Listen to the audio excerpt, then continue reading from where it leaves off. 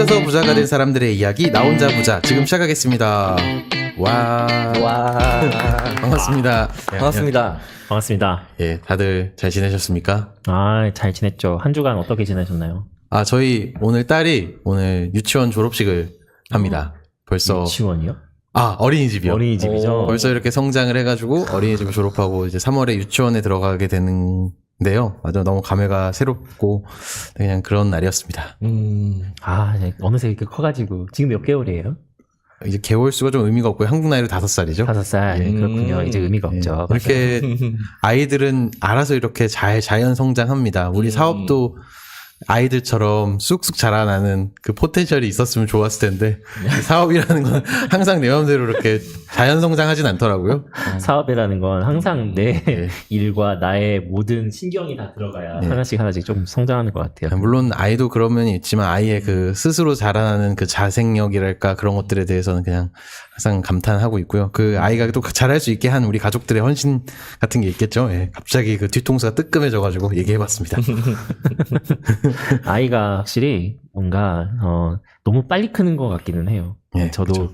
어제 그 아기가 큰 거 보면서 정말 너무 빨리 컸다, 아쉽다. 그러니까 내가 뭔가 앞으로 내가 이렇게 계속 클 날들을 좀 더 눈에 더 담아야겠다 이런 생각을 조금 하게 되었어요. 예. 조만간 둘째 보시겠는데요. 같은 의미 비슷한 입장 아니신가요? 예, 알겠습니다. 이런 코멘트 하겠습니다. 네. 조시님은 어떻게 지내셨습니까? 네, 저는 일단 제가 진행하고 있는 멤버십이나 이제 솔프리너라고 하는 커뮤니티 비즈니스가 있는데 그분들과 거의 모든 분들과 다 커피챗을 했습니다. 하루 한 30분씩 해서 거의 한 50명을 했던 것 같아요. 한번 해보고 싶었어요. 그렇게 하면 어떤 결과가 나오나. 그래서 해봤는데 너무 배우는 게 많았고 정말 그 각각 개개인마다 말이 되는 비즈니스를 하고 계시더라고요. 너무 저한테 와닿았었어요.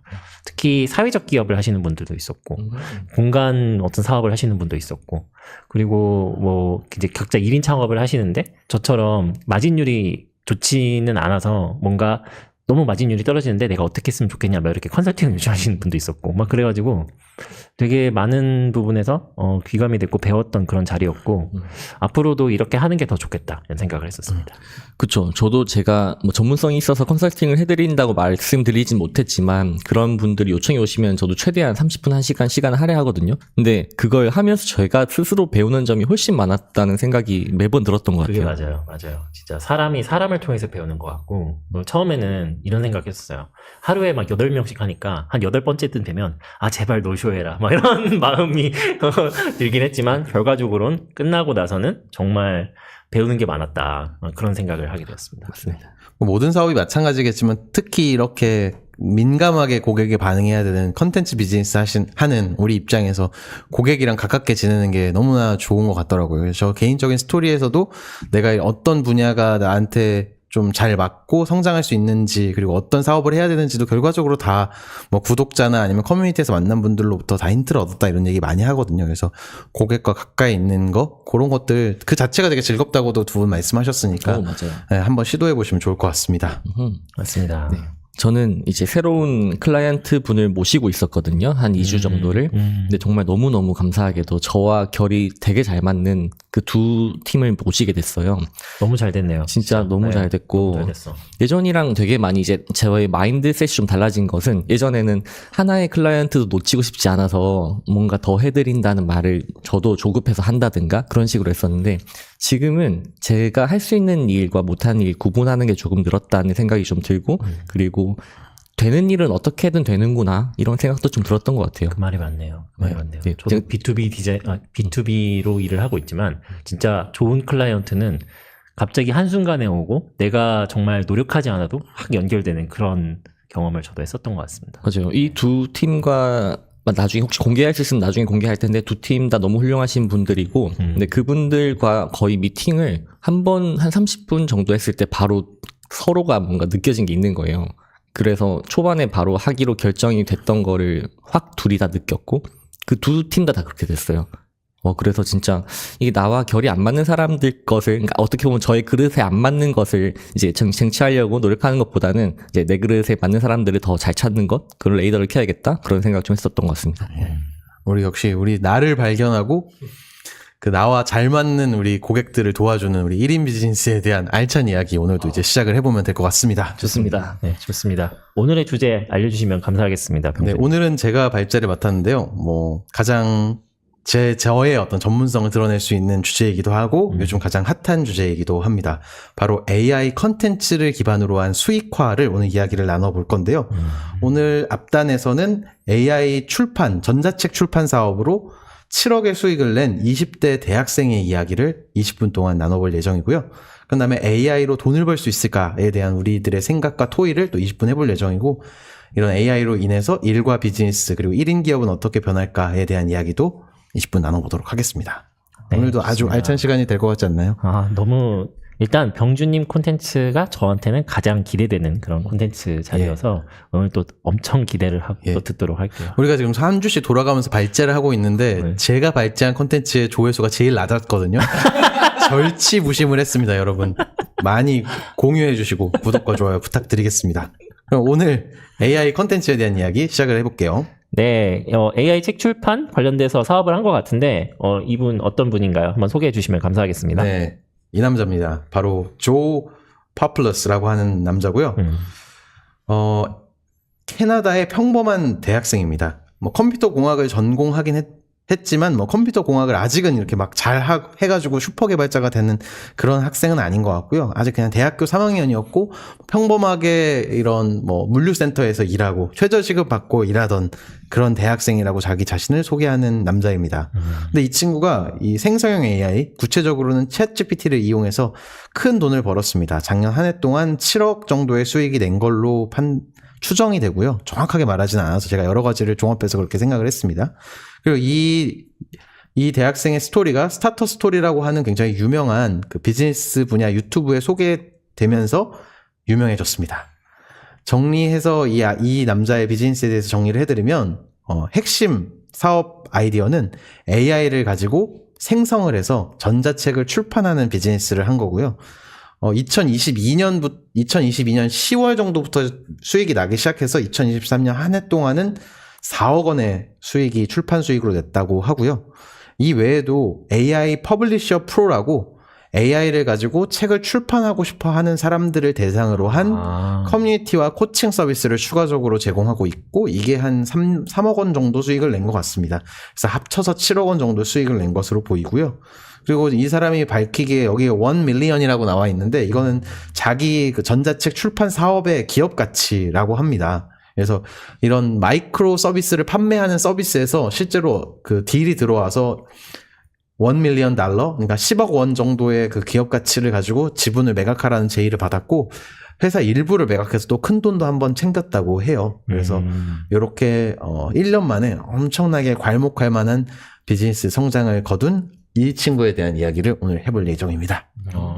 너무 재밌네요. 그러니까 전자책을 어떤 분야와든 조금 어떤 분야로 판매하는지는 잘 모르겠지만 AI로 어쨌든 패키지화 해가지고 뭐 아마존이나 아니면 다른 그 퍼블리싱 사이트에다가 책을 올려서 그걸 또 따로 판매하는 그 수익으로 그렇게만 한 해에 4억 원을 벌었다 이런 얘기입니다. 맞습니다.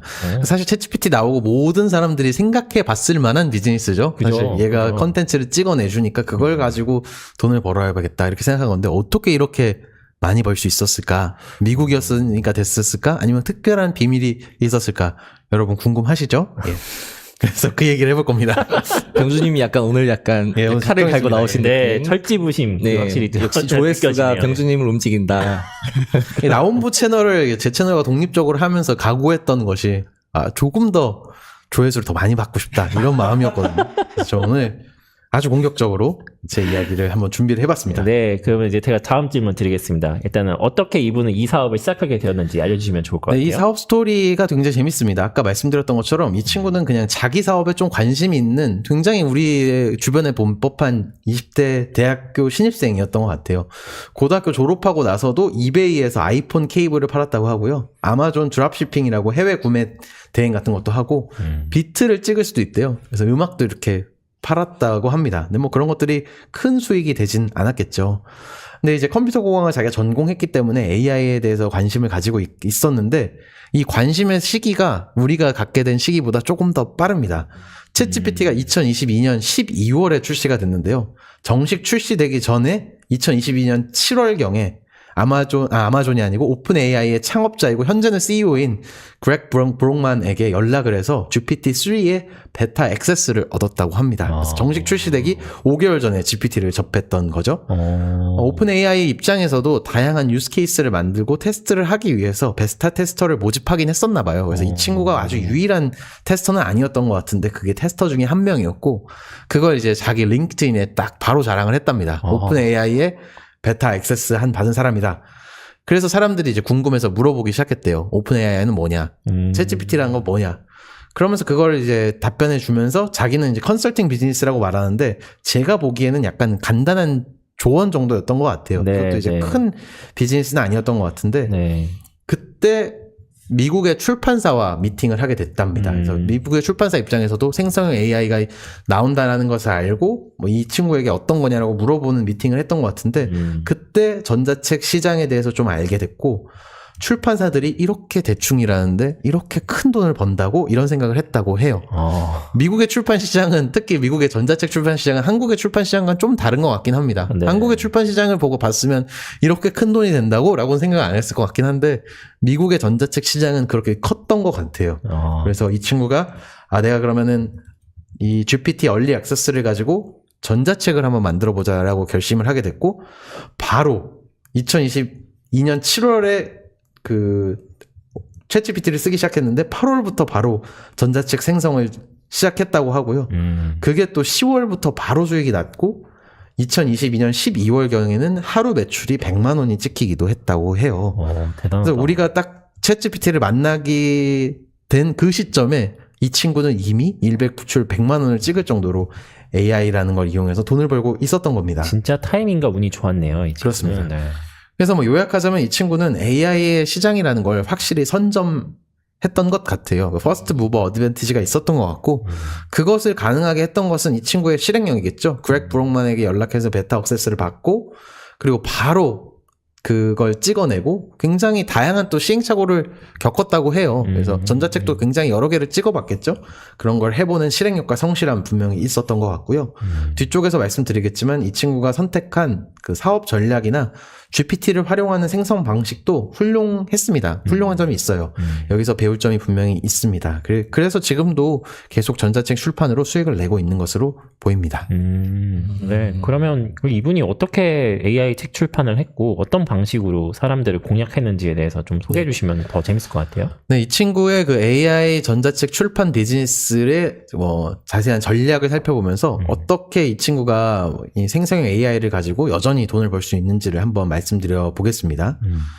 첫 번째는 니치를 찾는 겁니다. 뭐 특정 그 세그먼트에 소구할 수 있는 컨텐츠를 집중적으로 생산하겠다는 전략을 세웠던 것 같아요. 이것들은 거의 모든 컨텐츠 비즈니스가 빠르게 시장 진입하고 뭔가 직접 컨텐츠를 판매한다고 했을 때 유효한 전략인데 이 친구도 그런 전략을 가지고 들어갔습니다.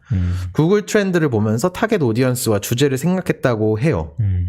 그래서 그 중에서 4050 중년 여성이라고 하는 세그먼트를 골랐고요. 그쪽에서 뭔가 전자책에 대한 수요가 많았던 것 같아요. 그리고 아마 제 생각에는 어떤 컨텐츠의 질 같은 거에 그렇게 엄격하지 않은 고객층인 것 같기도 합니다.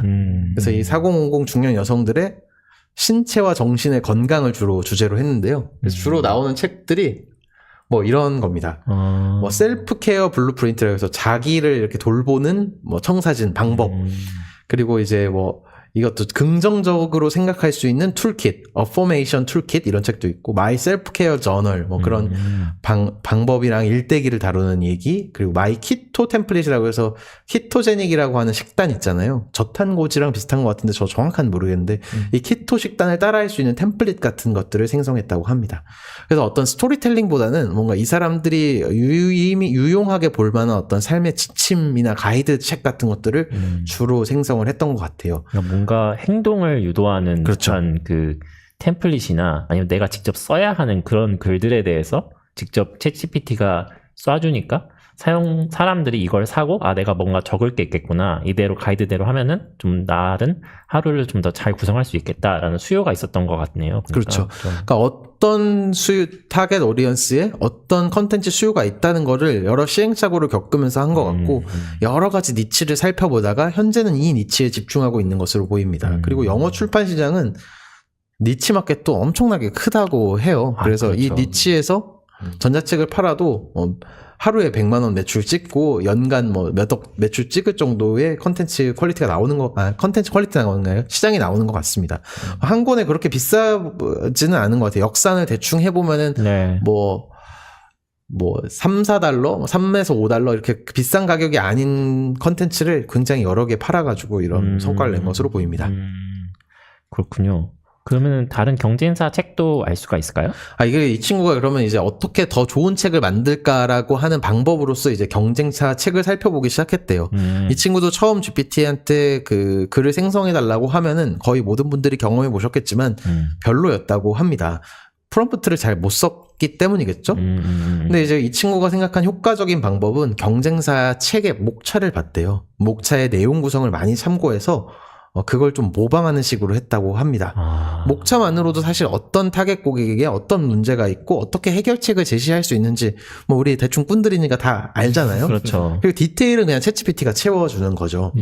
그리고 이런 방식은 그 벤치마킹 해가지고 내가 실제로 컨텐츠를 쓸 때도 효과적이지만 GPT한테 프롬프팅을 할 때도 효과적인 방법입니다. GPT한테 대략적인 아웃라인을 먼저 만들어주고 그걸 기반으로 내용을 생성하라고 하는 게 처음부터 끝까지 네가 생성하라고 하는 것보다 더 좋은 프롬프팅하는 방법이거든요. 그 프롬프트 방법에 대해서는 뒤쪽에서 좀 더 설명드릴게요. 그리고 이런 어떤 잘 나가는 경쟁사의 대략적인 걸 보고 모방하는 방식은 사실 컨텐츠 창작가들이 그 빠르게 성장하기 위해 많이 선택하는 방식이기도 하죠. 유튜버도 사실 동일 주제에서 굉장히 인기 있는 어떤 영상의 썸네일이나 뭐 주제나 제목 같은 거를 따라서 나도 만드는 그런 식의 이제 많이 하잖아요. 그래서 맞아요. 이 친구도 그렇게 경쟁사의 책을 기반으로 컨텐츠를 생성을 했던 게 좀 초기에 빠르게 시장 진입할 수 있었던 전략이었던 것 같고요. 근데 그럼- 이게 예. 맞아요. 이게 말만 들으면 되게 쉬워 보이지만 저도 이걸 비슷하게 해도 이때까지 콘텐츠 만들면서 다 이런 방식으로 만들긴 하잖아요. 그렇죠. 근데 이런 시각이라고 할까요? 이런 식의 템플릿 만들어야겠다. 아니면 이거 좀 부족하네라는 것을 알아차릴 수 있는 그 인사이트를 갖기까지는 사실 콘텐츠 제작자로서 꽤 오랜 시간이 필요한데 이 친구는 그걸 어떻게 뛰어넘었는지 그냥 개인적으로 좀 궁금한 면이 있고 약간 공학을 전공을 했으니까 조금 더 논리적으로 뭐 인풋 아웃풋을 고려를 했을까 약간 그런 생각도 좀 드는 것 같아요. 그렇군요. 사실 그것까지는 정확하게 제가 리서치를 해보지 그죠, 못했는데 맞아요. 내용이 나오지 않을 것 같아요. 네, 근데 그 친구가 이렇게 뭔가 엄청나게 센스 있는 친구 같진 않거든요. 그러니까 인터뷰 같은 걸 보면은 약간 아직은 그 사회 경험이 많지 않은 친구인데, 근데 이제 뭔가 그런 많은 시행착오를 되게 빨리 맞아요. 겪었을 걸로 추정이 돼요. 그래서 그런 것 그 같아요. 많은 컨텐츠를 생성해보고 어느 게 좀 잘 되는구나라는 것들을 그걸 경험하고 그래서 미세 조정을 통해서 좀 그런 감을 익힌 것 같고요. 맞아요. 이건 또 되게 선천적인 영역이기도 하죠. 이런 좀 감이나 그렇죠. 센스 같은 것들은 맞아요. 뭔가 설명해주기가 어렵긴 해요. 맞아요. 그리고 네. 이게 이고가 없다. 약간 그런 느낌 좀 드는 것 같거든요. 사실 이거밖에 안 받긴 하지만 저는 이제 이고가 엄청 센 사람으로서 남의 것을 베끼는 것 자체의 그 뭐 강도랄까요? 그게 엄청 높거든요. 그래서 조금이라도 뭔가 차용을 하지 않으려고 하는데, 그러니까 남이 있는 것 중에 좋은 거는 충분히 활용할 수 있다. 약간 그런 것에 대한 기준 같은 것도 되게 뭔가 잘 활용했다. 그런 느낌 좀 드는 것 뭐 같아요. 에고일 수도 있고 윤리일 수도 있고 우리만의 어떤 가치관과 곤조일 수도 있죠. 저도 약간 그런 스타일이긴 해요. 그래서 항상 조회수가 지지부진한데 여러분 도와주십시오. 오늘은 약간 에고를 내려놓고 준비했거든요. 네네. 저희는 조회수를 예. 이제 바라고 있습니다. 그렇습니다. 아무튼 네 그런 그게 창작자의 고뇌죠. 맞아요. 내 에고와 뭐 내가 생각하는 어떤 가치관과 뭐 곤조를 지킬 것이냐 아니면은 시장과 고객이 원하는 쪽에 부합할 것이냐 이게 굉장히 딜레마입니다. 이것만 가지고도 또 한번 얘기해보고 싶을 정도로 딥한 주제인데 저 뒤쪽에서 한번 이것도 더 풀어보시죠. 여러분들은 좋아요. 창작자로서 어떤 마인드셋으로 하시는지도 저도 궁금해지네요. 네, 일단 이분은 그냥 다른 것들을 갖고 오는데 사실 조금 거리낌이 없었던 느낌이 그렇죠. 좀 들기도 하고, 맞습니다. 네, 그리고 한 권의 책을 만드는 데 있어서 스스로 콘텐츠만 안 썼을 뿐이지 상당히 뭔가 연구를 많이 한 느낌도 있는 것 같아요. 그러니까 목차를 구성해서 이걸 해보자라는 것에 대한 결론을 내기까지가 사실 좀 더 오래 걸렸을 거라고 생각이 들거든요. 네. 그리고 실제로 이걸 딱 봤을 때, 이건 팔만한 퀄리티다라는 것에 대한 판단도 생각보다 시간이 많이 들었을 것이다. 그리고 그다음부터는 하나의 모델이 생긴 다음에는 그거를 이제 복제만 하면 되는 문제다 보니까, 그래서 그때 좀 뭔가 그 단계까지 도달하기까지가 시간이 많이 걸렸을 것이다. 이런 예상이 들기는 합니다. 근데 이게 근데 프롬프트를 챗GPT랑 많이 대화를 해보다 보면은 저는 이런 방식이 좀 자연스럽게 좀 귀결이 되거든요. 저도 요즘 이렇게 비슷하게 느낀 점이 있어가지고 느끼게 됐는데, 그러니까 이 친구의 그 컨텐츠를 만드는 과정을 다시 한번 설명드리면은 그렇게 니치를 정하고 경쟁사를 모방해서 아웃라인을 만듭니다. 그래서 그 아웃라인별로 이제 하위 토픽 5개를 그 요청을 한다고 해요. 그래서 아웃라인이랑 하위 토픽을 이렇게 만들고요. 그 다음에 토픽별로 컨텐츠를 하나씩 생성을 한다고 해요. 그리고 그걸 쫙 이어붙이는 거죠. 실제로 그 프롬프트를 할 때 이렇게 중간 단계를 경유하는 것은 확실히 결과물이 좋아지는 방법입니다. 전문 작가들 역시 글을 쓸 때 처음부터 일필휘지로 쓰시진 않을 거잖아요. 그렇죠. 아웃라인을 잡고 그걸 쓰는 건데, 챗GPT도 결국 전문가를 잘 모방하게 했을 때, 전문가의 일하는 방식이나 사고방식을 모방하게 했을 때 결과물이 잘 나오는 거거든요. 그렇기 때문에 얘도 이제 프롬프트를 하다가 이런 식으로 해야지 결과가 잘 나온다는 거를 전 좀 깨닫지 않았을까 싶고, 그러면 요 아웃라인을 잘 만드는 게 중요한데 그걸 이제 챗GPT한테 맡기는 것도 방법인데 경쟁사 거를 좀 적극적으로 모방하자 이렇게 생각한 것 같아요. 그래서 그리고 뭐 이 친구가 나름대로의 어떤 뭐 관점이나 조금 더 뭐 표절 시비 안 걸릴 만한 수정도 넣었겠죠. 아웃라인 단계에서는. 그래서 아웃라인을 잡고 토픽을 GPT한테 뽑아낸 다음에 토픽별로 이제 긴 글을 찍어내기 시작을 합니다. 그래서 이런 거 보면 확실히 저도 AI 관련돼서 일을 좀 해봐서 느끼는 거지만 프롬프트 엔지니어링을 개발자분들이 좀 많이 하는 경향이 좀 있거든요. 네. 근데 사실 그렇게 하지 않고 콘텐츠 제작자가 사실 이거 해야 되지 않을까 싶어요. 프롬프트 엔지니어링이랑 분야 자체를. 뭔가 처음에 코드를 짜야 된다는 그런 부분 때문에 사실 조금 머뭇거릴 수가 있는데, 협업을 먼저 해서 콘텐츠 제작자가 뭔가 우리 이런 아웃라인이 괜찮고 이런 말투가 괜찮고 뭔가 그 콘텐츠 자체가 품질이 더 좋으려면 이렇게 해야 된다라는 가이드라인이 있어야 그 다음에 엔지니어링 들어가도 더 품질이 좋아질 텐데, 그런 게 없이 개발자분들이 바로 시작을 하는 그런 게 약간 좀 들어가다 보니까 이런 부분 좀 배워야 될 필요가 있는 것 같습니다. 네. 맞아요. 그 챗GPT와 대화하는 프롬프트라는 게 말이 좀 어렵고 거부감이 있어가지고 사람들이 좀 못하고, 저도 이제 요즘 강의를 많이 나가면 대부분 약간 심심이처럼 궁금한 거 물어보시는 것처럼 쓰시거든요. 그나마 개발자님들이 코드를 가지고 컴퓨터와 대화한 적이 있기 때문에 막 여러 가지 시도를 해보시지 일반 비개발자들은 못 하시는데, 근데 사실 그냥 자연어로 대화하는 거거든요. 그래서 저는 그런 거부감이 없어도 된다고 생각하고, 얘랑 되게 다양한 시도를 해보다 보면은 어떻게 컴퓨터랑 대화해야 되는지를 또 잘 이해할 수 있어요. 그리고 오히려 그 코드보다도 더 자연어에 가깝기 때문에 저는 약간 그런 인문학적인 지식이 있거나 뭐 비개발자나 커뮤니케이션 잘하는 사람이 오히려 챗GPT랑 더 잘 대화할 수 있다고 생각하거든요. 프롬프트 잘할 수 있다고 생각하거든요. 그래서 일을 바라볼 때 이 챗GPT랑 내가 전문가로서 이제 같이 협업을 해서 결과물을 낸다. 얘는 굉장히 똑똑하지만 좀 센스 없는 친구여가지고 얘를 좀 이렇게 가르치면서 결과물을 만들어 간다 정도로 좀 마치 약간 사람은 아니지만 사람처럼 대하면서 결과물을 뽑아내시면 분명히 저는 잘 하실 수 있을 것 같다고 생각합니다. 네. 그래서 아까 말씀드렸던 대로 토픽별로 컨텐츠를 생성하고 요 하위 토픽을 생성해서 워드로 쫙 합치고요. 처음에는 읽어보고 퇴고했다고 하는데 요즘은 아예 그 퇴고하는 것도 외주화해가지고 한다고 해요. 그래서 거의 그 아웃라인을 잡는 것까지가 약간 얘가 약간 인간의 지성이 좀 투입되는 부분인 것 같고, 그 다음에 토픽 생성하고 글 생성하는 것까지는 거의 그냥 자동을 기반으로 하는 것 같고, 마지막 퇴고까지 외주화하고요. 그런 다음에 이제 칸바로 표지를 만들어가지고 타겟 오디언스한테 어필할 만한 그럴듯한 표지를 붙이고요. 타입드림이라고 하는 그 노코드 툴을 이용해서 랜딩 페이지를 만들어서 뭐 판매한다고 합니다. 네. 타입드림이라고 하는 노코드 툴은 굉장히 신미적이고 아름다운 원페이지 웹페이지, 즉 랜딩 페이지를 만들 수 있는 굉장히 쉬운 노코드 툴이고, 저도 사용해서 되게 추천할 만한데요. 뭐 이걸로 이 친구도 만들고 있다고 해요. 노션이랑 굉장히 비슷한 방식으로 웹페이지 디자인을 하는 거거든요. 최근에는 여기 타입드림 AI 기능도 탑재돼가지고 굉장히 잘 해주더라고요. 그래서 초안도 AI가 생성을 해줍니다.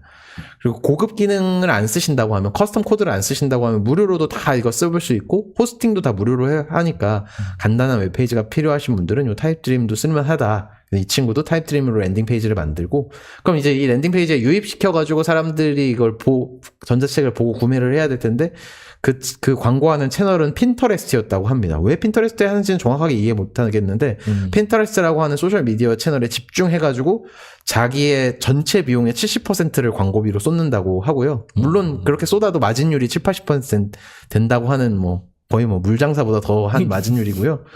그렇지만 이제 대부분의 비용은 요 광고비랑 아까 교열하는데 외주하는다 이러고 말합니다. 신기하네요. 어떻게 왜 핀터레스트에 집중을 할까요? 전 디자이너인데 핀터레스트를 쓰는 때는 사실 디자인 레퍼런스를 찾는다던가 좀 검색을 했을 때 좀 많이 찾는데 핀터레스트의 트래픽이 사실 이미지 기반으로 다 찾는 사람들이 많을 텐데 어떻게 여기서 그 집중을 할 수 있을까? 이게 제가 주변에 있는 분들을 보면 네. 이제 여성분들 그중에서 나이가 조금 있으신 분들께서는 네. 그 굿즈라든가 네. 아니 본인이 만들고 싶은 아니면 인테리어라든가 그 핀을 되게 모아두는 활용도가 매우 높더라고요, 핀터레스트가. 네. 그래서 아마 타겟이 아까 전에 중년 여성이라고 했으니까 아마 그 영어권이면 더 많지 않을까. 네, 미국이 들어온 사람이 더 많았나 봐요. 그리고 경쟁이 상대적으로 좀 적었다고 합니다.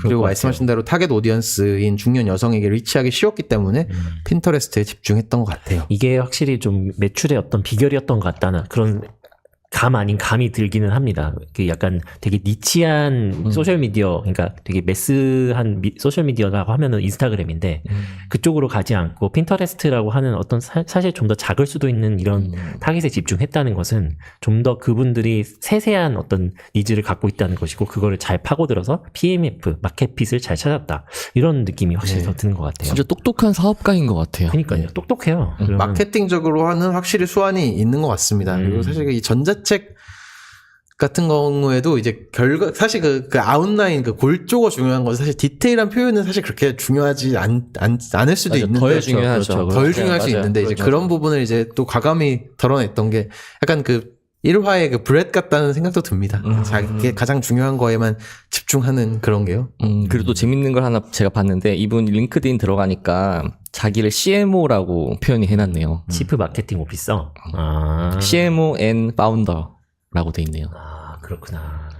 스스로 좀 마케팅에 대한 나는 감각이 있는 사람이야 라는 것을 잘 보고 있는 거고요. 어쨌든 그 타겟을 되게 여러 가지 시행착오를 통해서 되게 니치한 타겟을 잘 선정하고 그 니치한 타겟이 있을 만한 데서 되게 그럴듯하게 마케팅을 하는 거 그런 것들이 요즘 시대의 디지털 마케팅을 잘하는 방법인 것 같은데 그런 거를 본능적으로 알고 있었던 것 같습니다. 그렇군요. 이분의 그러면 지금은 어떻게 수익을 벌고 있고요? 좀 계속 잘 벌고 있는지 한번 말씀 주실 수 있을까요? 조씨님도 지속 가능성이 자연스럽게 궁금하셔가지고 그런 말씀하셨던 것 같아요. 네. 그리고 이분 다루는 인터뷰에서도 다 호스트들이 다 계속 이거 할 수 있냐? 요즘 챗GPT 많이 써가지고 경쟁이 격화될 것 같은데 그렇죠. 지속 가능하냐? 이렇게 물어보는 것 같아요. 근데 아직까지는 수익성은 괜찮은 것 같습니다. 최근 유튜브 영상에서도 괜찮은 것 같아요. 그런데 그리고 이제 중년 여성이라고 하는 니치에 한정하지 않고 다른 니치도 발굴하고 같은 전략을 통해서 성공을 시키려고 하는 것 같아요. 확실히 말씀하셨던 것처럼 마케팅에 역량과 센스는 있어 보입니다. 그렇지만 여러 사람들이 예상하고 지적하듯이 결국은 시장 포화나 경쟁 격화를 피할 수는 없는 것 같아요. 그래서 그거에 대해서 어떻게 대응할 거냐, 어떻게 해자를 만들 거냐라고 물어보면은 그냥 이 친구는 출판 니치 마켓은 굉장히 큽니다. 그리고 저는 이 경쟁에 이길 수 있습니다. 라는 어떻게 보면 좀 나이브한 답변을 하더라고요. 그래서 미국이니까 이렇게 아직까지도 이런 AI 컨텐츠를 가지고 돈이 좀 벌릴 수 있는 것 같고 장기적으로는 좀 수익이 우하향하는 것은 좀 피할 수 없어 보이지 않나 싶습니다. 그리고 한 가지 더 첨언하고 싶은 거는 이 친구가 정확히 어떤 책을 판매하고 있고 자기 출판 브랜드가 뭔지를 제가 정말 열심히 찾아봤는데 안 밝혀요. 아마 타겟 고객에게는 AI가 쓴 컨텐츠라고 말 안 하는 것 같기는 해요. 실제 그러니까 판매하는 사람들에게는. 그러니까 작가가 있다라고 얘기하는 거죠. 그쵸. 그냥 진짜 그러니까 책처럼 판매한다. 진짜 책처럼 판매하는 거죠. 아. 그래서 아직까지는 그 출판 시장이 크기 때문에 먹히는 것 같은데 AI를 밝히든 안 밝히든 상관없이 그런 그런 콘텐츠들이 이제 쏟아지기 시작할 거니까 점점 안 팔리게 될 수밖에 없지 않나 싶어요.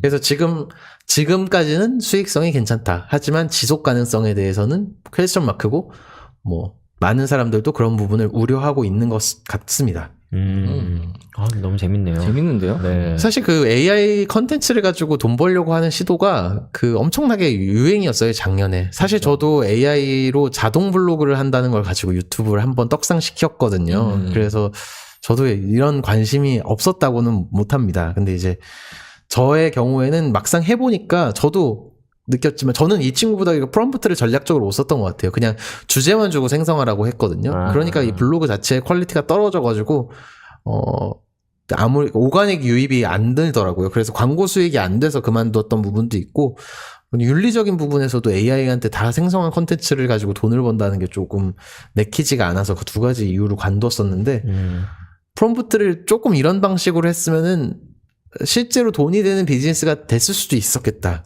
좀 더 타겟 오디언스에 집중했다면은 돈이 되는 비즈니스가 됐을 수도 있었겠다라고 하는 생각을 사후적으로 지금은 하고 있기는 합니다. 그래서 그걸로 돈 벌고 싶다는 건 아니지만 그 전략을 회고하자면 그런 생각이 들어요. 그 정도로 이제 굉장히 그 유행하는 많은 사람들이 하고 싶어 하는 일종의 AI 시대의 자동 수익이었다. 그 중에서 낭중지추로 제일 잘했다. 이런 생각입니다. 그렇습니다. 네. 그러면 이분을 통해서 저희가 좀 배워야 될 점이나 좀 비판할 지점에 대해서 좀 같이 더 이야기 나누고 싶은데, 네네. 일단은 저희가 뭘 배울 수 있을까요? 이분한테는 일단. 네, 일단 이분에서 배울 수 있는 점은 첫 번째는 아까 말씀드렸던 것처럼 빠르게 시장을 선점하는 실행력이죠. 그렇죠. 네. 그게 진짜 중요하죠. 예, 전 세계에서 가장 빨리 시작했다고 해도 좀 과언이 아닌 것 같아요. 예, 이 사람이. 없었으니까. 네, 없을 때 했으니까. 베타의 시절에 했으니까. 이 새로운 기술이 쏟아지는 요즘 같은 시기에는 이런 퍼스트 무버 어드밴티지가 분명히 있다고 생각하거든요. 그러니까 빠르게 신기술을 좀 인지하고 그걸 빠르게 학습해가지고 시행착오를 최소화해서 빠르게 겪고 하면 뭔가 시도를 해보면은 빠르게 성장하기가 좋다고 생각합니다. 그래서 이런 퍼스트 무버 어드밴티지가 요즘 막 어디선든 폭폭 튀어나오고 있으니까 그런 것들을 잘 선점하는 게 중요한 것 같고요. 두 번째는 니치 마켓에 대한 공략이죠. 저는 요즘 이런 1인 기업이나 컨텐츠 크리에이터를 생각하면서 제일 중요하게 생각하는 게 이건 것 같아요. 그 디지털 기반으로 사업하려고 하면은 이 니치 마켓으로 파고 들어와야 된다. 그래야지 시장 진입이 되고 팬이 만들어진다. 그리고 디지털 기반의 시장이 됐기 때문에 예전 같았으면 너무 작은 시장이라고 생각했을 수 있는 니치 마켓도 충분히 규모가 나온다. 그리고 한국의 경우에도 충분히 니치한 영역에서 플레이할 수 있다. 그런 생각이 들고요. 그리고 니치에서 잘 경쟁하려면 기존 그 니치에서 잘하고 있는 경쟁자를 모방해서 조금만 더 잘하면은 좀 경쟁이 가능한 것 같거든요. 요즘 노코드 컨텐츠 분야에도 아주 저를 위협하는 훌륭한 창작자들이 많이 보이기 시작하더라고요. 그래서 저도 그 자극을 받고 같이 성장하려고 하고 있습니다. 그래서 사실 이런 니치를 파고드는 창작자들이 계속 들어오는 것 같습니다. 네. 그리고 이 사람의 그 챗GPT 활용 능력도 그리고 노코드 활용 능력도 저는 칭찬해주고 싶어요. 저는 AI 강사가 또 제 다른 부캐기도 하니까 이런 부분이 특히 눈에 뜨기도 하는데요. 아까도 말씀드렸지만 결국 챗GPT를 잘 쓴다는 거는 그 전문가의 전문성을 잘 모방하는 거라고 저는 생각하거든요. 그래서 글을 쓸 때는 아웃라인을 쓴다. 이게 되게 단순한 거지만 그 중간 단계를 둔다는 이 원칙이 굉장히 성능을 개선하는데 분명 도움이 됐던 거라고 생각하고요. 그리고 칸바나 타입드림 같은 노코드 도구들을 이용해서 온라인상에서 내 제품을 바로 판매할 수 있는 시스템을 빠르게 구축하는 것도 이 사람의 배울 점이었던 것 같습니다. 네, 일단 글을 생성할 때 아웃라인을 잘 했고 그 부분이 저희가 진짜 확실히 좀 배워야 될 점이라고 더 느껴지고요. 그리고 사실 글쓰기라는 게 또 되게 어렵잖아요. 이게 되게 내가 처음에 무슨 글을 써야 될지도 모르겠고 그래서 저는 주변에 글쓰기를 하고자 하는 사람들한테 일단은 필사를 해라 이렇게 말씀을 드리는 편이기는 해요. 특히 잡지라든가 아니면 좀 팔리는 글 있잖아요. 뉴스라든가 그런 글들이 카피라이팅도 되게 잘 돼 있고 단문으로 잘 끊어서 얘기를 하더라고요. 그래서 확 빨리 읽히는 그런 게 있는데 그런 그 글쓰기 스킬들을 가장 빨리 습득할 수 있는 게 사실 저는 필사라고 생각하고 있었어요. 근데 이분 어떻게 보면 그런 원리로 같이 이렇게 그 챗GPT에도 약간 이런 글들을 참고해봐 라고 하고 아웃라인을 참고해봐 라고 먼저 학습시켜 준 다음에 마치 인간처럼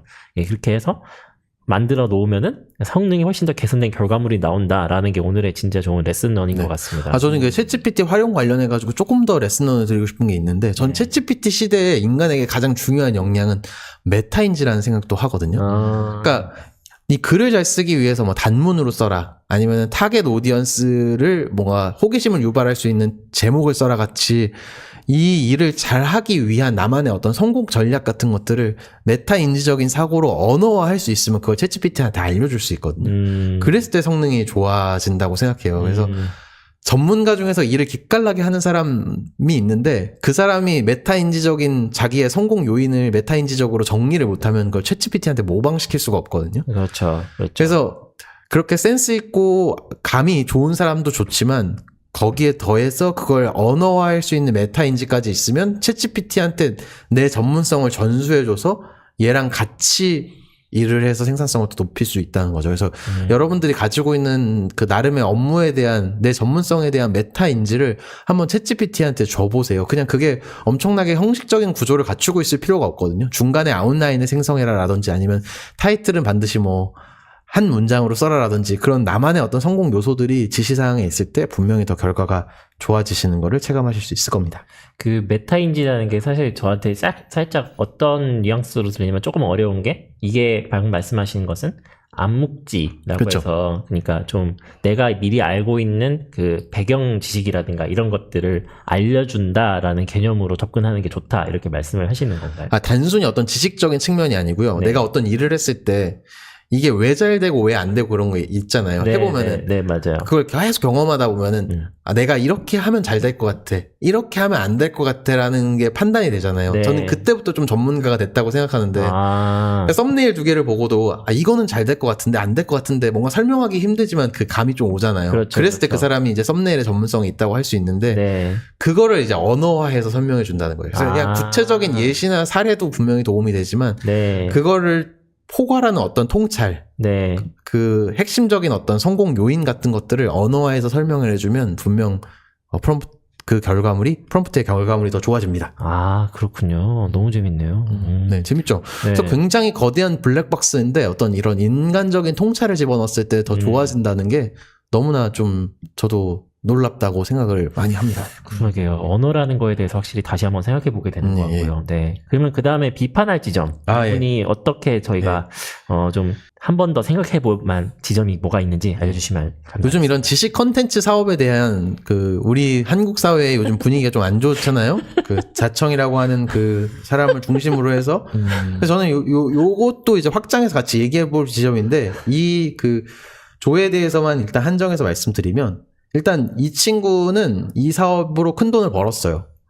근데 이게 장기적으로 큰 돈이 벌 수 있는 사업이냐라고 해서는 좀 저는 아니라고 생각하거든요. 왜냐면은 그냥 그 시장을 진입하는 게 너무 쉽고 해자를 만들기가 어려우니까. 근데 이 친구가 이걸 기반으로 해가지고 그냥 돈을 못 벌고 끝나면 좋은데 AI 퍼블리셔 프로라고 하는 어떻게 하면 AI를 이용해서 책을 출판할 수 있는지에 대한 강의 발의를 합니다. 이게 근데 사실 저는 어떤 선구자적인 크리에이터 입장에서 그 전형적인 어떤 패턴이라고 생각하거든요. 그럼요. 그래서 뭐 그런데 이게 저는 강의 파는 것 자체가 나쁘다는 게 아니고 이게 실제로 돈을 벌 수 있는 방법을 알려주는 거면은 저는 괜찮아요. 근데 이제 저는 장기적으로 시장이 포화되고 나는 퍼스트 무버로서 돈 벌었지만 너는 들어왔을 때 돈 벌기 어려운 나의 성공 사례를 가지고 알려주는 것은 조금 문제가 될 수 있다고 좀 생각을 해요. 그래가지고 저는 이 친구가 만약에 이 챗GPT를 가지고 컨텐츠 생성하는 걸 잘했으니까 GPT 기반 컨텐츠 만들기 같은 주제로 강의를 했다고 하면은 저는 잘했다고 생각했을 것 같고 그러네요. 도움이 됐을 거라고 생각을 해요. 근데 이제 AI 퍼블리싱을 주제로 강의를 했기 때문에 조금 이게 약간 그 강의팔이다 이렇게 조금 비난할 여지가 좀 있어 보입니다. 그래서 저는 우리가 우리도 강의를 하고 저도 강사로서 일하지만 이 바다가 제주도 앞바다가 물고기가 많이 잡혀 이런 걸 알려주면 사람들이 다 몰려와가지고 그땐 잘 잡혔겠지만 나중엔 안 잡히잖아요. 그렇죠. 그걸 알려주기보다는 물고기를 잡는 방법을 알려주는 거는 저는 괜찮다고 생각하고 필요하다고 생각합니다. 근데 이제 제주도 앞바다가 돈이 됩니다, 여러분. 이렇게 하는 것들은 조금 지양해야 될 강의 패턴이라고 생각한다. 뭐 그 정도의 지적을 하고 싶었습니다. 그렇죠. 그러니까 똑같은 상품을 판다고 하더라도 예를 들어서 월 1,000만 원 버는 책 출판 사업에 대한 비밀 뭐 이런 식으로 파는 건 안 되고, 그러니까 AI로 콘텐츠를 잘 퍼블리싱 할 수 있는 우리 뭐 인텐시브 코스 이런 식으로 판매를 하는 게 더 낫다. 그 마케팅적인 부분도 분명히 있고요. 저는 그 어떤 이 다루는 내용이 어떤 뭔가 방법을 알려주는 쪽이면은 조금 더 그 사람들의 어떤 그 시장에 대한 인식이나 뭐 여러 가지의 어떤 암묵지를 더해가지고 그 사람들이 가치를 낼 수 있는데, 단순히 이제 AI 책 출판 시장이 돈이 된다라고 하면은 조금 그게 이제 문제가 있지 않나 하는 생각이었는데요. 근데 이것도 약간 그레이 영역이 있긴 하네요. 뭔가 이제 그럼요, 맞아요. 그 그레이 영역이 제가 말하면서 저의 약간 논리의 모순을 느꼈는데,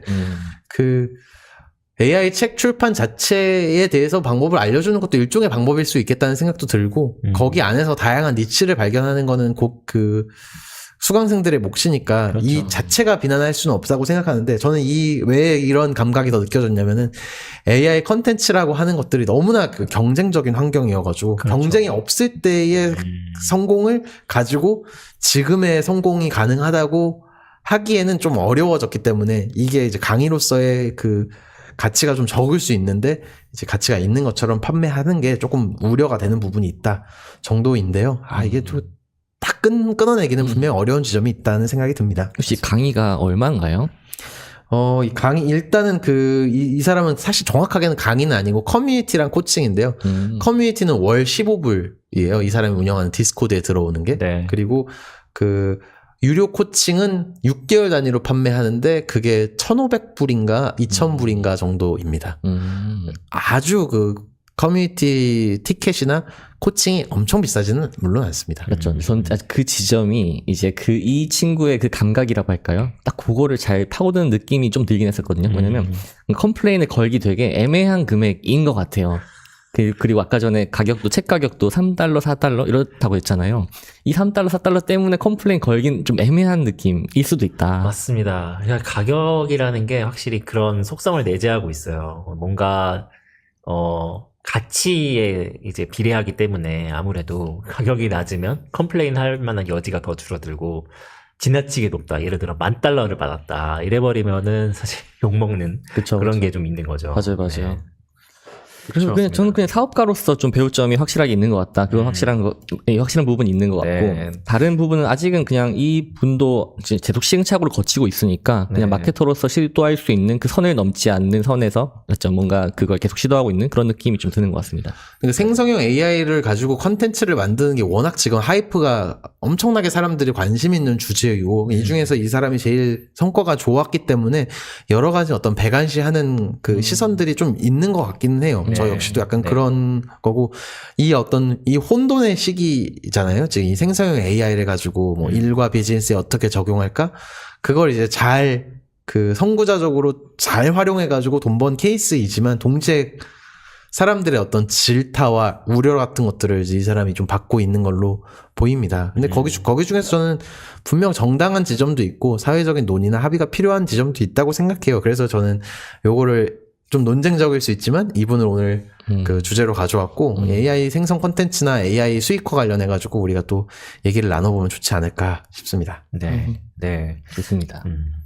뭐 핵심적으로는 오늘 토론으로 들어가가지고 저는 가장 얘기해보고 싶은 것은, AI를 가지고 뭐 구체적으로는 생성형 AI, 챗GPT나 뭐 미드전이나 스테이블 디퓨전이나 아직은 안 나왔지만 향후에 나올 소라 같은 비디오 생성 모델 같은 것들을 이용해서 돈을 벌 수 있을까? 뭐 요거에 대해서 한번 이야기를 해보고 싶어요.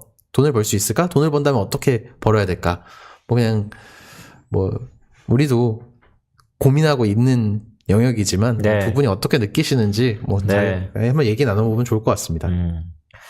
돈을 벌 수 있다. 일단은 저는 그렇게 생각하고 있습니다. 일단 근데 그것을 어떻게 벌 것이냐, 그리고 무엇으로 벌 것이냐, 이게 좀 중요한 것 같고, 일단 위에서 우리가 얘기한 이제 조 파필러스 이 분의 사례도 전자책이라는 분야를 파고들고 뭔가 퍼블리싱을 해서 판매를 해가지고 수익을 얻었다라는 그런 측면 자체에 대해서는 지금은 포화 시장이고 안 좋을 수 있지만, 뭔가 이 AI를 활용해서 이미지를 잘 생성해준다든가 어떤 사람들에게 어떤 가치라고만 잘 전달한다면 저는 충분히 수익 활동은 괜찮다고 생각은 해요. 근데 다만 아직은 그게 좀 문제인 것 같아요. 그러니까 AI라는 게 너무 품질이 아직은 누군가 가치를 교환할 만한 품질이 아니기 때문에 아직은 그 지점에서 이것을 진짜 판매해도 되느냐 마느냐에 대한 어떤 그런 문제로 가는 것 같아요. 하지만 충분히 저는 뭐 예를 들면 저 같은 경우는 디자이너인데 미드저니 같은 걸 활용해서 뭐 인테리어 이미지를 보여준다던가 예시로 아니면 뭐 모델 이미지, 화장품 이미지 이런 거를 따로 판매를 한다던가 이랬을 때 제가 어떤 1대1로서 그 가치를 교환하는 사람인데 뭐 이미지 같은 걸 판매한다라는 쪽으로만 생각했을 때 그분 받아들이는 사람만이 좀 가치 있게 여긴다면 그것은 충분히 돈이 된다. 저는 그렇게 생각은 일단 기본적으로 하고 있습니다. 맞습니다. 저는 이제 AI 툴이라는 그 제가 보는 그 비즈니스 크게 두 가지가 있는데 사람들의 돈과 시간을 아껴주는 비즈니스 있고 그리고 수익을 증대시키거나 뭐 일종의 그러니까 예를 들면 사스는 생산성을 늘려주는 거고 이제 마케팅 툴은 매출을 늘려주는 거잖아요. 그래서 저는 생산성을 늘려주는 그런 툴들은 그런 하방이 있다고 생각을 하거든요. 근데 그 하방이 매우 큰 이제 디자인 에이전시라든가 실제로 사진을 찍었을 때 몇십 몇백을 써야 되는데 미드저니로 하면 10,000원에 퉁칠 수 있다. 그러니까 그 정도의 이제 가치가 있는 그런 툴들은 당연히 가치가 있는 것 같고 그 위로 이제 올라가지는 못한다는 생각을 좀 하긴 하거든요. 근데 그거를 이제 퍼블리시라는 형태로 책을 만들어 판매를 하는 것은 매우 좀 영리한 전략인 것 같고 그것 또한 그 콘텐츠를 만드는 시간을 매우 줄여준 거잖아요. 그래서 그것을 뭔가 다이소처럼 예를 들면 이게 효율을 아주 극도로 높이는데 AI가 사용이 된다면 이렇게 판매는 될 수 있을 것 같다. 그런 식으로 사용을 하면 좋을 것 같다고 생각을 하는데 모두에게 그러니까 인류 전체에게 좋은 것인가 그러니까 이게 좋은 콘텐츠인 것인가에 대한 의문은 계속 있는 것 같긴 해요. 아직은. 그렇죠. 그 AI 컨텐츠가 이제 윤리적인 측면이나 아니면 인류의 공헌 측면에서의 논쟁은 분명히 있다고 생각해요. 뭐 작가들 파업하고 그러잖아요. 미국에서도 그 극본 작가들이나 뭐 이미지 작가들 파업하고 이런 것들을 가지고 있고, 그리고 여러 가지의 그 어떤 인류의 그간의 저작물들의 어떤 압축된 결과물이니까 이 어떤 저작권적인 부분 분명히 그레이 영역이 있다고 생각합니다. 근데 일단 그 AI의 컨텐츠 자체의 윤리성까지 들어가면은 맞아요. 그건 너무나 아니죠. 어려운 얘기이기 때문에 전 말할 수 없는 네, 저희가 그거는 먼저 또 나중에 뭐 한다든지 하겠지만 그건 일단 좀 차치하고 그런 다음에 이제 그 AI의 어떤 컨텐츠의 퀄리티적인 측면이나 아니면 경쟁의 측면에서 이제 이게 돈이 되냐, 요것들을 가지고 저는 하나 좀 생각해 보고 싶은 게 있는데, 이 컨텐츠의 퀄리티적인 측면이에요. 원래는 저는 컨텐츠의 퀄리티가 절대로 안 나온다고 생각을 했었어요. AI는 그래요. 신입사원 수준이다라고 생각했었어요. 네, 그러니까 네. 그렇기 때문에 어떤 시장의 결과물로서는 어렵다. 근데 이제 저는 그 AI와 점점 그 챗GPT 주체적으로는 챗GPT와 대화하면 대화할수록 뭔가 얘의 전문성을 좀 끌어낼 수 있는 방법은 있다고 좀 생각이 좀 들더라고요. 그래서 그 퀄리티를 높이는 것을 엄청나게 막 그 자동화해서 찍어내기는 어렵더라도 AI를 어느 정도 잘 쓸 수 있는 숙련된 사람? 그 사람은 AI에 대해서도 잘 알아야 되고 그 업무에 대해서도 어느 정도 잘 아는 전문가인데 그런 사람이 AI와 확 결합을 했으면 확실히 시장에서 판매할 수 있는 컨텐츠 수준의 퀄리티 있는 결과물이 나오고 시장에서도 먹힐 수가 있다고 생각합니다. 근데 이제 아직은 AI 단독으로만은 좀 어렵고 그리고 프롬프트를 뭐 마법처럼 어느 상황에서나 다 할 수 있는 거가 있다고 생각 안 하는데 그 AI 우리도 뭔가 좋은 글을 쓰기 위해서 좋은 컨텐츠를 쓰기 위해서 좋은 어떤 썸네일을 만들기 위해서 그냥 뭔가 좀 골머리를 쓰긴 써야 되잖아요. 근데 이제 그 과정을 GPT랑 해가지고 조금 더 생산성 높게 조금 더 시간을 절약해가지고 어느 정도 잘 할 수 있는 사람이 전문성을 발휘해가지고 시장에 먹힐 수 있는 컨텐츠를 AI의 도움을 받아서 많은 부분에 AI 도움을 받을 수 있어 할 수 있다고는 생각을 하게 됐어요. 근데 이제 두 번째 이제 경쟁적인 측면에서가 이제 같이 좀 그 점에선 전 부정적인데 AI 관련된 그 AI의 결과물이나 아니면 AI 기반의 여러 가지 솔루션들 있잖아요. 네. 근데 이제 그런 것들이 결국 이 거대 언어 모델에다가 프롬프트를 좀 넣어가지고 한 것이다 보니까 이게 사실 모방하기가 그렇게 어렵지 않다고 생각해가지고 처음에는 돈이 되겠지만 장기적으로 돈이 되기가 어려워가지고 단기적으로 돈을 벌 수는 있지만 뭔가 장기적으로 돈을 벌기가 좀 어렵지 않을까. 그래서 AI를 필두로 한 여러 가지 서비스들이 장기적으로 돈 내기가 좀 어렵다고 생각하고 그냥 일터에서 일 잘하시는 일잘러들이나 전문가들이 AI의 도움을 받아서 조금 더 생산성을 높이고 일을 조금 더 잘하게 되는 게 AI로 인한 어떤 변화와 영향이지 않을까. 뭐 요즘 저는 좀 그렇게 생각을 하고 있습니다. 저는 갑자기 말 듣다 보니까 생각이 난 건데 AI가 약간 엑셀 같은 느낌이 좀 드는 것 같아요. 맞아요. AI가 사람들이 그렇죠. 거대한 어떤 그 자비스나 아니면 거대한 신령님 신처럼 뭔가를 주면은 엄청난 거를 줄 거라고 생각하는데 그냥 아직까지 저는 뭐 AGI가 나오면 또 생각이 바뀔 수는 있지만 아직은 그냥 도구라는 생각이 많이 들거든요. 그 도구로 봐는 거죠. 말 끊어 죄송해요. 아니요. 저도 그렇게 생각합니다. 네, 근데 진짜 엑셀의 신 같은 분들은 엑셀 가지고 프로그래밍도 하고. 맞아요. 누가 그 엑셀 지도 만들었잖아요. 지금 나온 사스가 막 100 몇십 개 전부 다 엑셀로부터 엑셀의 그 작은 기능 하나를 맞아요. 끄집어낸 게 아니냐. 위대한 스타트업은 엑셀로부터 시작한다는 말이 있잖아요. 맞아요. 네, 다 그래서 그런 말인 맞아요. 거죠. 그런 측면에서 저희 이제 크리에이터로서 그 AI를 활용하는 방법이라고 본다면 이제 도구로서 진짜 생산성 늘릴 수 있는 그리고 만약에 엑셀을 알려주는 강사분들이 이제 많잖아요. 네. 그런 것처럼 AI를 알려주는 것 또한 그런 식의 뭔가 접근을 한다면 뭐 돈을 벌 수 있는 기회들은 그런 쪽 있지 않을까. 일단 레퍼런스가 좀 더 많이 그 개인이 학습을 해서 많이 쌓아야 되는 게 좀 더 있는 것 같고 앞으로도 더 많이 나올 것 같기는 해요. 어떻게든 레퍼런스를 좀 알고 나서 내가 그걸 학습하고 활용만 할 수 있다면 그걸로서는 괜찮은 것 같고요. 네. 저도 이제 말하다 보니까 정리되는데 이제 저도 이제 강의 사업을 하는 사람으로서 강의 사업의 윤리성에 대한 고민을 많이 사실 하거든요. 요즘 그것이 맞냐? 네. 근데 저는 그 도구라는 말에서 굉장히 좀 심플한 것 같아요. 그러니까 이게 AI든 노코드든 심지어는 스마트 스토어든 책 출판이든 어떤 도구로서 이것을 잘 활용할 수 있는 그 방법에 집중한다면은 저는 그 유료 강의로서 가치가 있는 것 같고 그 결과에 집중하면서 뭐 그걸로 인한 수익에 또 집중하게 되면 그거는 그 수익을 보고 사람들이 진입장벽을 그러니까 그 방법이 엄청난 해자가 안 된다면은 저는 그냥 그게 좀 일종의 그 현혹이라고 좀 생각을 하거든요. 이게 같은 주제를 다룬지라도 같은 강의일지라도 이게 너는 현혹이야, 너는 방법이야 이렇게 딱 끊어내기가 어려운 지점은 분명히 있다고 생각하는데 저는 그래도 스펙트럼에서 그 어느 쪽을 바라보느냐는 분명히 다르다고 생각하거든요. 이런 관점을 가지고 그래도 강의 사업을 영위하고 있다, 영위하고 싶다 이런 생각을 변명처럼 하게 됩니다. 저도 요즘 그런 유튜브 영상 되게 많이 보거든요. 그 지식 창업자들, 지식 강의하시는 분들에 대한 비판 같은 거 보면서 나는 해당 사항 없나 같은 것들 생각 사실 많이 합니다. 그래서 병수주님의 지금 그런 뭐 고뇌와 약간 어디까지 말해야 되나 하지만 조회수는 뭐 얻고 싶고. 조회수를 목적으로 했는데 내가 또 하다 보니까 이 에고에 빨려들어가지고 못했네요. 이 갈등이 잘 보입니다.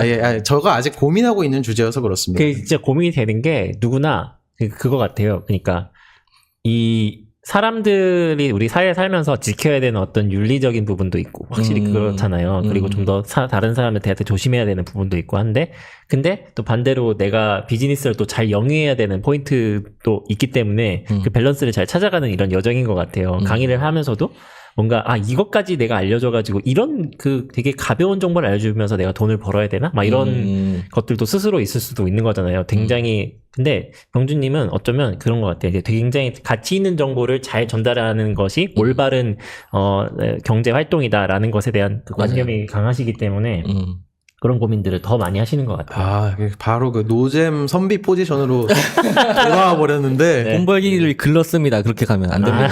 어그로를 끌어야 된다고요. 조회수 받아야죠. 그래서 우리 어떤 그 비즈니스가 이제 AI로 인해서 잘 될 것 같은지 여러분들의 또 생각으로 한번 넘어가 보시죠. 네.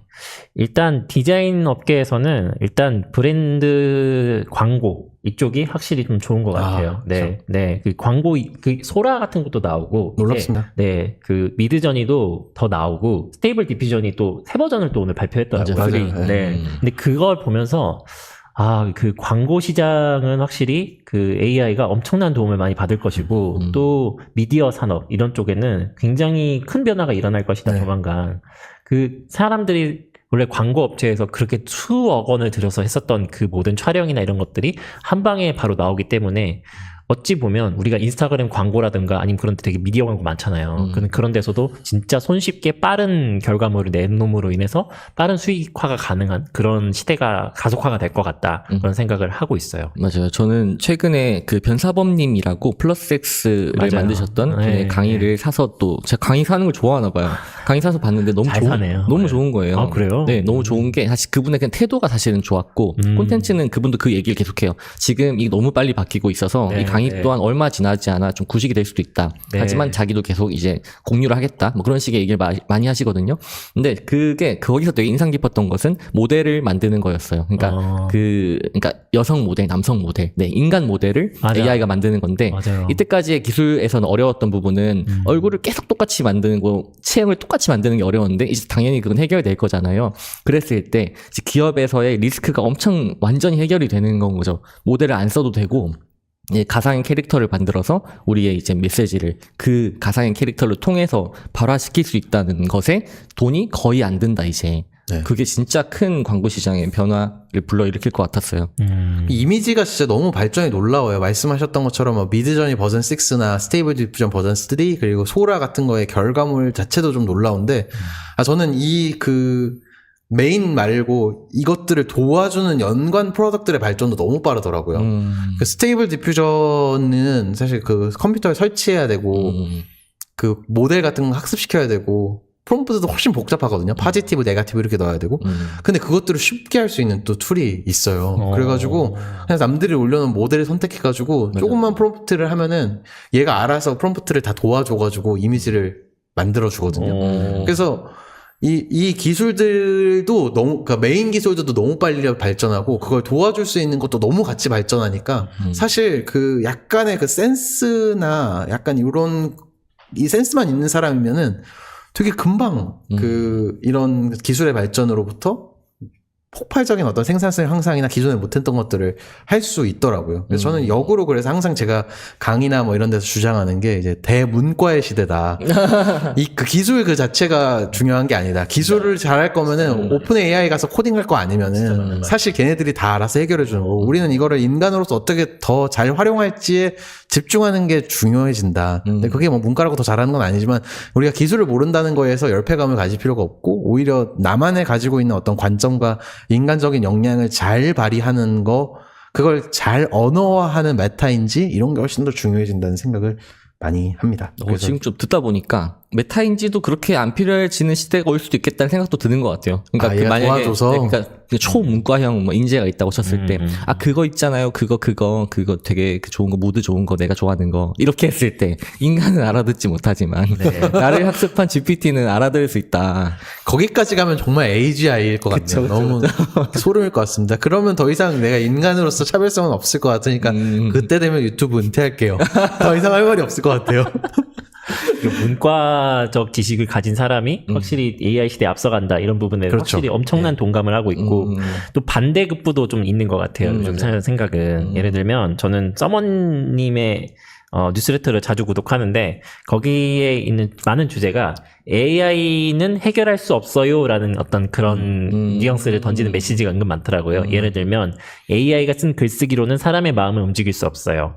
라든가 아니면 AI 시대에 우리가 생각하는 글쓰기 역량이라든가 좀 더 감성적인 인간지능은 더 발전할 것이다 라고 말을 하더라고요. 그러니까 네, 그런 부분들이 좀 우리가 너무 기술이 빨리 변하다 보니까 겪이는 어떤 반감 이런 것들을 잘 대변하는 그런 하나의 인더스트리로도 그것도 하나의 좀 발전하지 않을까 그런 생각도 들었었어요. 근데 그걸 이제 저는 AI를 인간의 대척점으로 보고 있기 때문에 그런 인식이 좀 나온다고 생각해요. 그렇죠. 그러니까 불안하죠. AI를 도구로 보면은 사실 AI의 컨텐츠는 인간을 뭐 감동시킬 수 없어요가 아닌 거거든요. 우리 컴퓨터로 쓴 글을 인간이 감동할 수 없어요는 아닌 거잖아요. 그러니까 저는 그냥 이걸 순전히 도구로서 바라보고 아직 AGI에 대한 평가는 일단 유보하고 도구로서 바라보고 어떻게 더 내가 기존에 상상하지 못했던 어떤 컨셉 완전 더 효율적인 어떤 방식 같은 것들은 고민해 볼 필요가 있다. 그리고 그걸 잘하는 사람은 그런 어떤 센스나 감이 있는 인문학적인 통찰이 있는 사람이다. 뭐 이런 메시지를 드리고 싶습니다. 맞아요. 그럼 이제 우리는 1인 기업이고 1인 크리에이터로서 이걸 활용을 정말 잘하면 좋겠는데 그러면 어떻게 이제 두 분은 활용을 하실 건지나 하고 계시는 거 그거 조금씩 나눠주셔도 좋을 것 같아요. 너무 좋은데요? 네, 일단 저는 제 솔로프리너라는 커뮤니티 비즈니스의 수강생 중 한 분께서 리드 마그넷이라는 개념을 만드셨어요. 한마디로 설문조사를 만드셨거든요. 그러니까 그분은 운동 앱을 만드시는데 나의 운동 타입은? 이라는 식으로 그 설문조사 같은 느낌, 설문조사가 아니라 뭐죠? 그 퀴즈 같은 것을 그 웨이브온이라는 플랫폼을 통해서 만드셨었어요. 노코드 툴인데 근데 그거를 만들기 전에 먼저 GPT-4한테 물어봤어요. 우리가 가지고 있는 MBTI가 있잖아요. MBTI 유형별로 운동 타입에 대한 콘텐츠들을 작성해줘 라고 한 거예요. 그러다 보니까 그 내용들을 쭈르륵 써주는데 이제 타입별로 어떤 사람들의 성격과 운동 타입 같은 것들이 나오고 그것들을 정리해서 설문조사 플랫폼에 넣었더니 사람들이 그 인스타그램에서 그걸 보고 내 운동 타입은 뭐지? 나 INFJ인데 나는 어떤 사람인 거지? 운동 나 어떻게 잘할 수 있지? 라고 하니까 그 순식간에 한 3일 만에 1,400명이 다 참여를 하신 거예요. 그러니까 재밌게 된 거죠. 그러니까 내가 생각하고 있는 사업이라든가 이런 것들을 도구화 시켜서 좀 콘텐츠를 내가 바로 그 모든 MBTI 요소들을 다 뽑기는 어려우니까 그런 모든 내용들을 다 담은 그 노코드 어떤 소프트웨어를 재밌게 만든 사례가 있어서 넌 좀 최근에 재밌게 봤습니다. 이거 조금 그분께 연락드린지 모르겠지만 네. 사용을 하고 싶습니다. 저 예전에 이거 심리 테스트 만들어 본 적 있거든요. 네, 한 네. 20시간 걸렸어요. 정하는 게 되게 어려웠거든요. 맞아요. 너무 얼마 전에 저희 그 솔로플레이너에서 강의를 한번 하셨는데 사람들이 너무너무 좋아하셨었어요. 저는 1인 기업으로서 AI 노코드 때문에 사실 너무 신나요. 사실 그리고 1인 기업을 할 수 있게 됐던 것도 그 도구들 때문이기도 하고요. 뭐 저는 AI에서 뭐 말씀하셨던 것처럼 뭐 컨텐츠 아이디어를 얻거나 썸네일 제작할 때 좀 전 많이 쓰고요. 데이터 분석할 때 굉장히 많이 씁니다. 너무 만족스럽고 되게 재밌는 어떤 인사이트 같은 것들을 뽑히고 그걸 가지고 활용하거나 컨텐츠를 만들거나 하는데 너무 도움이 되고 있고요. 노코드 역시도 제가 온라인 기반의 사업을 혼자 할 수 있게 해준 어떤 원동력이기도 하죠. 그래서 이런 기술들의 발전으로 인해서 저는 이제 개인들로도 뭔가 가치를 만들고 그걸 판매하고 운영하고 옛날 회사가 했을 법한 일을 개인이 할 수 있게 됐던 게 그 개인들이 뭔가 뛰어나서 또 물론 있을 수 있겠지만 전 기술의 발전이 큰 기반이 됐다 이렇게 생각을 합니다. 진짜 맞는 말입니다. 결국 이런 도구들이 발전함으로 인해서 우리가 예전에는 직원을 고용하고 인건비를 지불해야 됐다는 어떤 그런 비생산적인 비용이 지불이 됐다면 그것을 이제 AI나 이런 노코드의 발전으로 인해서 확연히 줄여들 수가 있기 때문에 이런 기업을 할 수 있는 배경이 되고 있는 것이죠. 저는 그 소프트웨어 구독료만 한 월 80만 원 내거든요. 그러니까 이게 뭐 저한테는 약간 먹방 컨텐츠 같은 거여가지고 그냥 먹어보려고 찍먹해보려고 내는 것도 물론 있고요. 그리고 고정 1인 기업으로서 사실 인건비나 임대료 같은 것들이 다 고정 비용이고 리스크잖아요. 근데 전 집에서 일하고 그리고 인건비를 안 주고 다 소프트웨어한테 시키니까 정말 그런 리스크가 좀 줄어들어서 제가 사업을 시작할 수 있게 된 이유였던 것 같기도 해요. 그래서 이런 기술적인 도구의 발전이 이런 1인 기업 솔로프리너 뭐 나 혼자 부자 같은 트렌드에 되게 중요한 어떤 하나의 구성 요소다 이런 생각하고요. 그래서 저 2주제로 책도 쓰고 있어요. 그래서 기술의 발전으로 인해서 이 슈퍼 개인들이 등장한다는 책도 쓰고 있으니까요. 책 언제 나오나요? 아직 3분의 1밖에 못 썼어요. 왜죠? 네? GPT가 있는데. 그러게요. 근데 저는 제 유튜브도 그렇고 제 책도 그렇고 GPT한테는 그건 못 시키겠어요. 그게 어떤 윤리적인 반감일 수기도 하고 그냥 제 어떤 거기도 하고 그냥 모르겠어요. 전 그건 잘 안 되더라고요. 아무튼 제가 휴머니 쓰고 있습니다. 이게 AI 강사로서의 맞죠 자아가 있고 하지만 나의 저작물에 AI가 단 한 톨도 들어가지 않게 하겠다. AI의 그 아이디어 도움을 받고 분단할 때는 아이디어는 맞습니다만 이게 이 책을 시키는 거는 저는 안 내키더라고요. 이게 되게 모순적인가? 저 항상 집에 갈 때 한번 고민해 보겠습니다. 모순적이지 않습니다. 네, 그래서 저는 이 책이 너무 기대가 돼요. 저번에 쓰신다는 말씀 들었어가지고. 근데 사실 전 목차에서 이미 하고 싶은 얘기 끝났다는 생각 솔직히 하고 요즘 책 써도 누가 읽나 이런 생각도 합니다. 죄송합니다. 출판 책임님 죄송합니다. 근데 이 사람도 그렇고 사실 그 어느 정도 이 목차 같은 거에서 사람 또 감을 얻기 마련이고. 맞아요. 그래서 이런 것들이 또 이 책 출판 비즈니스를 하는 사람들은 또 어떻게 요 조 같은 사람들이나 저 같은 인식을 또 어떻게 바라볼까 이런 것도 궁금하네요. 저는 개인적으로 책을 바라보는 제 시선은 약간 놀이 같은 거예요. 그냥 그 넷플릭스나 아니면 뭐 가끔 저희 웨이브 같은 거 그럴 때 보는 그런 어떤 하나의 저는 향유 같은 거고. 그래서 또 저는 책을 다 보지 않아요. 목차만 또 본다던가 그리고 일장만 본다던가 이렇게 덮을 때도 있고 너무너무 재밌다 싶으면 다 읽을 때도 있는데 그냥 하나의 그냥 놀이 같은 거죠. 근데 그렇게 생각하면 좋을 것 같고 그리고 병주님 그 내시는 책 또한 저도 굉장히 재밌게 가볍게 읽어볼 것 같아요. 네, 그렇게 그런 마음으로 접근하는 게 우리는 앞으로 잘 먹고 사는 맞아요. 뭔가 더 도움이 되는 앞으로 얼마나 자네가 많은 콘텐츠를 네. 만들겠습니까? 아니, 맞아요. 컨텐츠 착작자로서도 그렇고 요즘 이런 AI 시대에서는 사실 컨텐츠 하나하나에 너무나 큰 기대나 너무나 그 큰 욕심을 부리기보다는 그걸 습관화하고 프로세스화해서 꾸준히 하는 게 중요하다는 생각 많이 합니다. 그래서 저도 이제 옛날 사람인가 봐요. 그게 잘 안 고쳐지는데 저도 좀 마인드셋을 디지털 작가에 맞춰가지고 바꾸려고 노력하고 있습니다. 저는 AI를 뭐 다양하게 활용을 다들 하시지만 저는 가끔 심리를 좀 상담 받고 싶을 때 AI를 쓰거든요. 되게 좋은 조언가예요. 되게 네. 좋아요. 네. 이 진짜 신기했던 게 제일 그래요? 최근에 물어봤던 게 그거예요. 그래요? 누군가가 나에게 이제 원하지 않는 피드백을 줬을 때 기분이 찜찜할 수 있잖아요. 네. 그래서 제가 이렇게 물어봤습니다. 가르쳐 달라고 안 했는데 남이 가르쳐 줬을 때 왜 내 기분이 찜찜한 걸까? 이렇게 물어봤더니 네. 이 친구가 자율성의 침해, 그리고 두 번째는 능력에 대한 의심, 상대방이 이 능력을 가지고 있지 않을 수 있다는 의심, 뭐 존중이 부족하다, 아니면 관계가 불균형할 수 있다, 뭐 이런 식의 그 정답에 가까운 글들을 적어주는데 갑자기 좀 자유로워지는 거예요. 내 감정에 대해서 이게 언어로 확인해 주니까. 근데 이게 약간 내비 같은 느낌 좀 들었던 것 같아요. 맞아요. 그래서 진짜 그 상담이나 학습에서 정말 유용하다고 생각을 해요. 이게 어느 정도 그 잘 정제된 언어로 그걸 굉장히 빨리 주니까 학습하거나 상담할 때는 분명 도움이 된다고 생각합니다. 저 SK텔레콤 재직 시절에 그 노인분들을 위해서 예전에 누구라는 서비스가 있었는데 그 노인분들을 전화를 해줬었어요. 그 서비스가. 그래서 상담 비슷하게 해서 말도 걸어주고 뭐 말동무도 조금 해주고 뭐 이런 식으로의 어떤 컨셉으로 해서 꽤 그때 당시엔 잘 나갔었거든요. 근데 지금은 더 많이 발전하다 보니까 오히려 우리가 생각하고 있는 사회 그레이한 영역에 AI가 말씀하신 대로 진짜 힘드신 분들은 또 어디 가서 상담할 데도 없으니까 목소리라도 이렇게 잘 해주는 그런 AI가 한마디라도 더 상담 같은 걸 해주고 그리고 노인분들 말동무 하신 분들 없으니까 그런 분들도 한마디라도 더 해주고 이런 식으로의 역할을 해주는 것도 저는 저희 AI 순기능이 아닐까 싶기는 해요. 맞아요. 1인 사업가라는 길을 선택한 것 자체가 매우 고독하기도 하고 네. 멘탈 잡는 게 문제잖아요. 아, 그럼요. 네, 거기서 저는 또 1인 사업자들이 이걸 활용하면 어떨까 생각이 들어서 말씀드려봤습니다. 맞습니다. 네. 그럼 이제 오늘 이 얘기는 여기서 마무리하면 좋을 것 같고요.